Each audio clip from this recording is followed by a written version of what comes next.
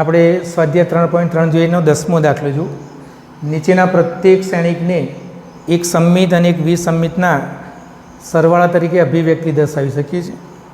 એમાં દાખલા નંબર 1 તમને શ્રેણિક આપે છે 2/2 3 5 1 -1. તો પહેલાં આપણે એનો a ડેશ મેળવી કાઢીએ. a ડેશ એટલે દરેક હારને સ્તંભોમાં ફેરવો. પહેલી હાર પહેલો સ્તંભ 3 5 અને 1 -1 થશે. હવે આપણે મેળવવું છે 1/2 a પ્લસ a ડેશ 1/2 એ શ્રેણિક લખીએ આપણે 3 5 1 -1 પ્લસ a ડેશ લખીએ તો 3 1 5 -1.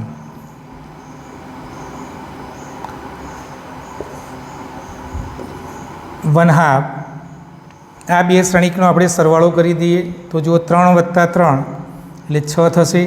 અહીં તમારું 5 + 1 એટલે 6 થશે. અહીં 5 + 1 એટલે 6 થશે.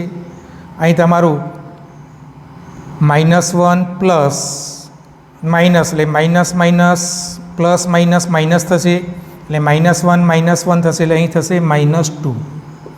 હવે શ્રેણિકના દરેક ઘટકને 1/2 વડે ગુણી દો. દરેક ઘટકને 1/2 એટલે આના છેદમાં 2 આના છેદમાં 2 આના છેદમાં 2 અને આના છેદમાં 2 આવશે એટલે અહીં 3 થઈ જશે, અહીં 3 થઈ જશે, 3 થઈ જશે ને અહીં -1 થઈ જશે. આપણે બીજું પરિણામ મેળવીએ 1/2 a - a ડેશ એટલે 1/2 પહેલાં એ શ્રેણિક લખીએ આપણે એટલે 3 5 1 -1 માઇનસ બંનેની બાદબાકી લેવી છે આપણે. a ડેશ લખીએ 3 1 5 -1. આ બે શ્રેણિકની આપણે બાદબાકી લઈએ તો 3 - 3 એટલે 0 આવશે. અહીં આવશે 5 - 1 એટલે 4 આવશે.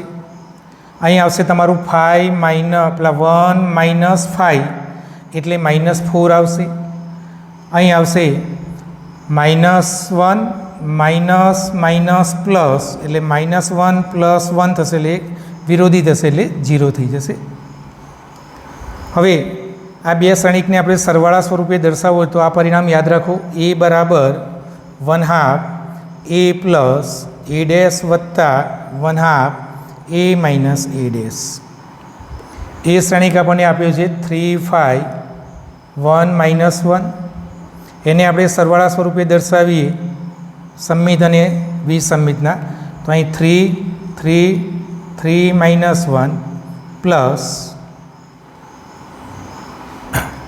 અહીં આપણે 1/2 અંદર ગુણી દઈએ એટલે 0 2 -2 0 થઈ જશે એટલે 0 2 -2 0. જો આ વિસંમિત શ્રેણિક છે એટલે વિકર્ણના ઘટકો હંમેશા 0 આવે યાદ રાખો. હવે આ બંનેનો તમે સરવાળો કરો તો આપણો એ શ્રેણિક મળશે. જો 3 + 0 તો 3. અહીં તમારું 3 + 2 એટલે 5. અહીં 3 પ્લસ માઇનસ માઇનસ એટલે 3 - 2 થશે એટલે અહીં 1 આવશે અને 1 - 0 એટલે -1.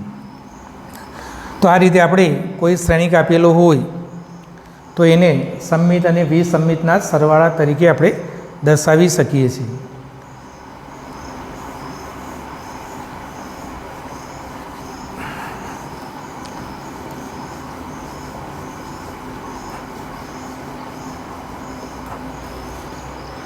જો આવો બીજો દાખલો છે. દાખલા નંબર 2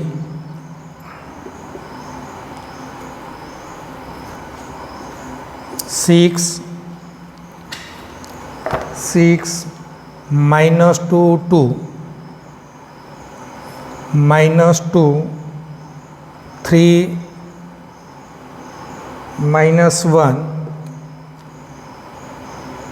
2 -1 3.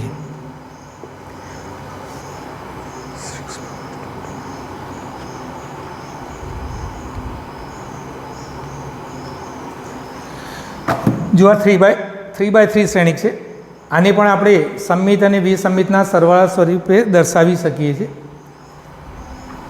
અહીં આપણને એ શ્રેણિક આપેલો છે 6 -2 2, અને આપણે એ શ્રેણિક કહી દઈએ -2 3 -1 2 -1 3. પહેલાં આપણે મેળવી કાઢીએ a ડેશ, એટલે આપેલા શ્રેણિકનો પરિવર્ત શ્રેણિક. તો પહેલી હાર પહેલો સ્તંભ એટલે 6 -2 2, બીજી હાર બીજો સ્તંભ -2 3 -1, ત્રીજી હાર ત્રીજો સ્તંભ 2 -1 3. હવે આપણે પરિણામ મેળવી કાઢીએ 1/2 a પ્લસ a ડેશ. તો પહેલાં આપણે એ શ્રેણિક લખીશું. તો એ શ્રેણિક તમારો 6 -2 2 -2 3 -1 2 -1 3 પ્લસ a ડેશ લખો 6 -2 2 -2 3 -1 2 -1 3. હવે આ બે શ્રેણિકનો આપણે સરવાળો કરીશું, એટલે અહીં આપણને એક શ્રેણિક મળશે. તો અહીં તમારા 6 + 6 એટલે 12 થશે. અહીં તમારા -2 પ્લસ -2 એટલે માઇનસ પ્લસ માઇનસ માઇનસ થશે, એટલે -2 -2 એટલે અહીં તમારા -4 થશે. એ જ રીતે 2 + 2 એટલે 4 થશે. અહીં પણ -2 પ્લસ -2 એટલે પ્લસ માઇનસ માઇનસ એટલે -2 -2 એટલે -4 થશે. અહીં તમારા 3 + 3 એટલે 6 થશે. અહીં તમારા -1 પ્લસ -1 એટલે પ્લસ માઇનસ માઇનસ એટલે -2 આવશે. અહીં 2 + 2 2 + 2 એટલે 4 આવશે. અહીં જો -1 પ્લસ -1 એટલે -2 આવશે, અને 3 + 3 એટલે અહીં 6 આવશે. હવે આ દરેક ઘટકને 1/2 વડે ગુણી દો, દરેક ઘટકને 1/2 વડે ગુણી દો, એટલે 12/2 આવશે એટલે 6 થઈ જશે. અહીં -2 થઈ જશે, અહીં 2 થઈ જશે, અહીં -2 થઈ જશે, 3 થઈ જશે, -1 થઈ જશે, 2 થઈ જશે, -1 અને 3 થઈ જશે. એ જ પ્રમાણે બીજું પરિણામ આપણે લઈએ 1/2 a - a ડેશ. પહેલાં એ શ્રેણિક આપણે લખી દઈએ 6 -2 2 -2 3 -1 2 -1 3 માઇનસ, હવે a ડેશ લઈ લો 6 -2 2 -2 3 -1 2 -1 3. હવે આ બે શ્રેણિકની આપણે બાદબાકી કરવી છે. બાદબાકી કરીએ એટલે આપણને એક શ્રેણિક મળશે. તો અહીં જો 6 - 6 એટલે 0 આવશે. અહીં તમારું 6 -2 -2 એટલે માઇનસ માઇનસ પ્લસ થશે, એટલે -2 + 2 એટલે 0 થશે. અહીં તમારું 2 - 2 એટલે એકબીજાના વિરોધી એટલે 0 થશે. અહીં પણ જો -2 -2 એટલે માઇનસ માઇનસ પ્લસ એટલે -2 + 2 એટલે એકબીજાના વિરોધી એટલે 0 થશે. અહીં 3 - 3 એટલે 0 થશે. અહીં જો -1 - પ્લસ થઈ જશે એટલે 1 એટલે અહીં પણ 0 થશે તમારું. અહીં એકબીજાના વિરોધી +2 -2 એટલે 0. અહીં તમારું એ જ પ્રમાણે આ જ પ્રમાણે 0 થઈ જશે, અને અહીં એકબીજાના વિરોધ એટલે 0 થઈ જશે. એટલે અહીં તમને મળશે. હવે દરેક ઘટકને આપણે 1/2 વડે ગુણી દઈએ તો 0ના છેદમાં તમારે 2 મૂકવાના છે. આમ દરેક ઘટકના છેદમાં તો અંશ 0 છે એટલે 0, એટલે અહીં આપણને શૂન્ય શ્રેણિક મળશે. કયો મળશે? તો શૂન્ય શ્રેણિક મળે આપણને. હવે આપણે એ શ્રેણિકને આપણે સરવાળા સ્વરૂપે દર્શાવવું છે. તો પરિણામ આપણે જાણીએ કે 1/2 a પ્લસ a ડેશ વત્તા 1/2 a માઇનસ a ડેશ. આ સંમિત છે ને આ વિસંમિતના સરવાળા સ્વરૂપે આપણે એને દર્શાવી શકીએ છીએ. તો પહેલો તમારો આ જવાબ આવશે 1/2. તો અહીં 6 minus 2 2 minus 2 3 minus 1 2 minus 1 3 plus અહીં તમારું 0 0 0 0 0 0 0 0. તો એ શ્રેણિકને આપણે સંમિત અને વિસંમિતના સરવાળા સ્વરૂપે દર્શાવી શકીએ છીએ.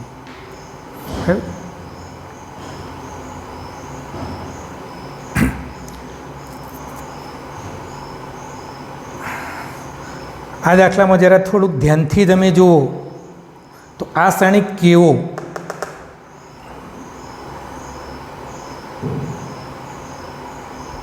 તો આ શ્રેણિક તમારો કેવો લાગે છે. તો આમાંથી આપણે માઇનસ કાઢી લઈએ તો શું થાય છે? આપણે સંમિત થાય છે કે વિસંમિત? આપણે આ પરિણામ ભણી ગયા કે a ડેશ બરાબર એ થાય તો સંમિત અને a ડેશ બરાબર માઇનસ એ થાય તો વિસંમિત. બરાબર થઈ શકે છે. આમાંથી ધારો કે આપણે માઇનસ 12 કાઢીએ તો આ તમારું થશે minus plus minus plus minus plus 2 minus થશે. આ શ્રેણિક તમારો કેવો છે? સંમિત છે. જોઈ લો આ શ્રેણિક કેવું છે તમારું? સંમિત છે.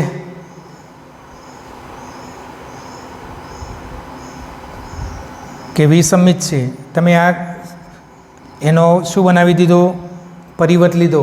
તો અહીં જો 6 માઇનસ 2 2 તો 6 માઇનસ 2 2 માઇનસ 2 3 માઇનસ 1 તો માઇનસ 2 3 માઇનસ 1 2 માઇનસ 1 3 તો 2 માઇનસ 1 3. એટલે આ શ્રેણિક તમે ધ્યાનથી જુઓ તો એ શ્રેણિક તમારો a ડેશ બરાબર a થાય છે. જોઈ લો a ડેશ બરાબર a થયો એટલે એ શ્રેણિક તમારો કેવો થયો? સંમિત થાય. કેવો થાય? સંમિત શ્રેણિક થાય છે. કેવો થશે? સંમિત શ્રેણિક થાય છે.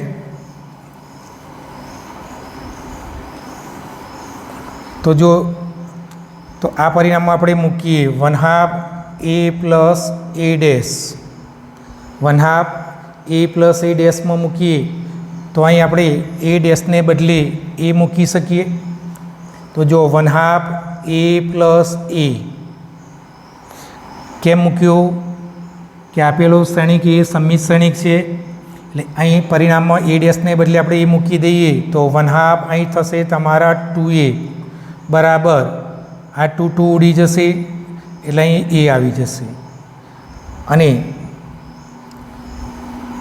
તમે 1/2 a માઇનસ a ડેશ લો બીજું પરિણામ વિસંમિત માટે. અહીં તમે a ડેશને બદલે a મૂકી દો એટલે અહીં આવશે 1/2 a minus a minus a એટલે એ શ્રેણિકમાંથી એ શ્રેણિકને બાદ બાકી કરો તો આવશે આપણો શૂન્ય શ્રેણિક. કયો આવશે? આ શૂન્ય શ્રેણિક છે એટલે અહીં આવશે શૂન્ય શ્રેણિક. હવે આપણે દર્શાવી દઈએ તો a બરાબર 1/2 a પ્લસ a ડેશ વત્તા 1/2 a માઇનસ a ડેશ. તો અહીં તમને શું મળ્યું? એ શ્રેણિક મળ્યો. અને અહીં તમને કયું મળશે? તો અહીં તમને શૂન્ય શ્રેણિક મળશે. કયું મળશે? શૂન્ય શ્રેણિક. તો આ તમારો સંમિત શ્રેણિક છે. જો સંમિત શ્રેણિકને તમે પહેલેથી ઓળખી શકો તો એને સરવાળા સ્વરૂપમાં સરળતાથી તમે દર્શાવી શકો છો.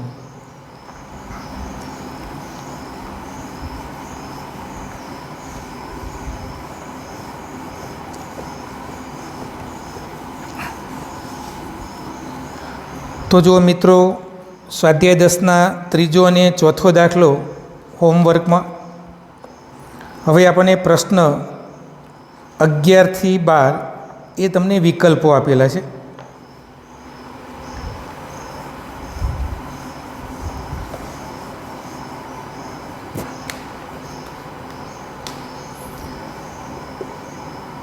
11 અને 12 એ તમને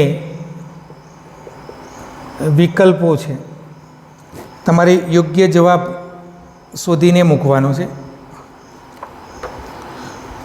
એમાં દાખલા નંબર 11 તમને આપ્યો છે કે જો એ અને બી સમાન કક્ષાવાળા સમમિત શ્રેણિક હોય તો જો એ અને બી સમાન કક્ષાના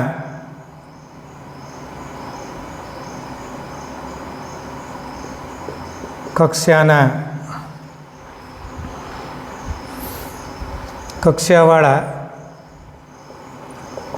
સમમિત શ્રેણિક